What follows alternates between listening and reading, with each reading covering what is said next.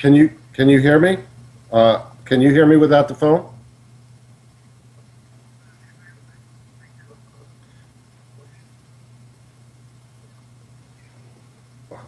Okay, I've got my phone on speaker. Can you hear me? You I can can. hear you. Okay. Yeah. Can you hear me? I can hear you on my phone. Actually, wait, this might actually work because with it being able to hear my voice versus the other computer and the we're gonna try it with this. Okay.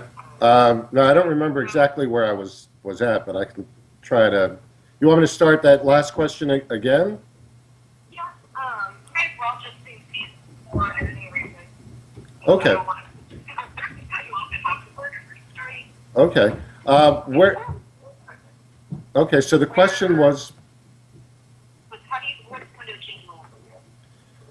As a small business in your area, giving back to veterans, which is something that obviously you really care about, and you've chosen to help them, past just accepting, his free cleaning.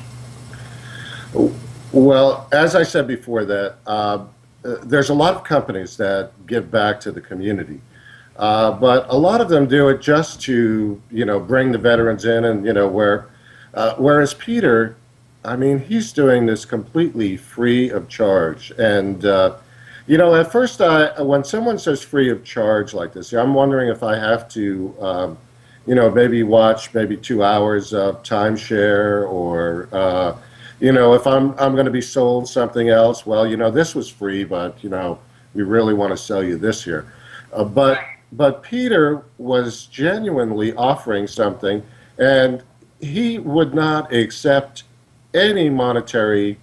I really had to force his guys to, says, please let me at least give you something to buy you lunch and everything, and Yeah. but his guys didn't even want anything. It was amazing, and they came here and did an absolutely fantastic job. My dog walked into the window. It's kind of like that commercial with the birds there. They were absolutely spotlessly clean and everything.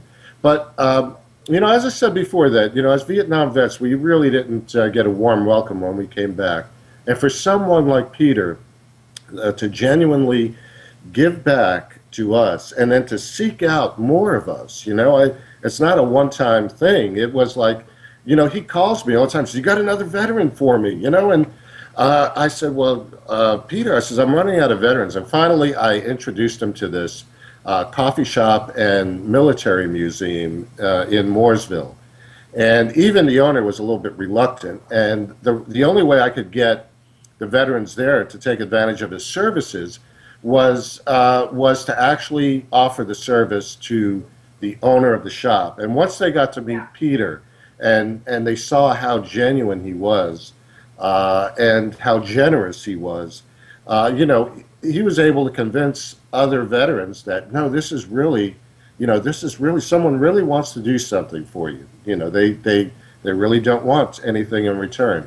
So now Peter has an unlimited source of veterans, a little crazy as they may be.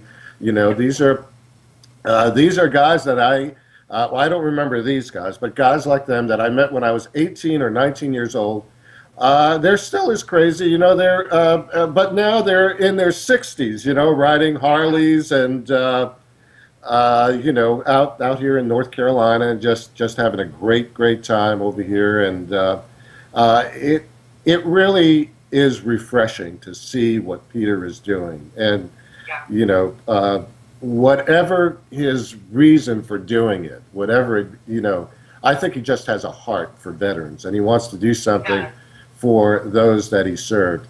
And in that little clip from Richards, I mean, they noticed that Richard hires veterans. I mean, he puts them to work, and he does whatever he can.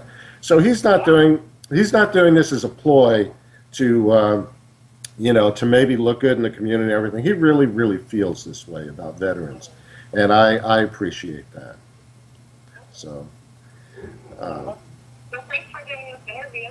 okay, and if you'd like, I can continue this interview at another time if you can't get it to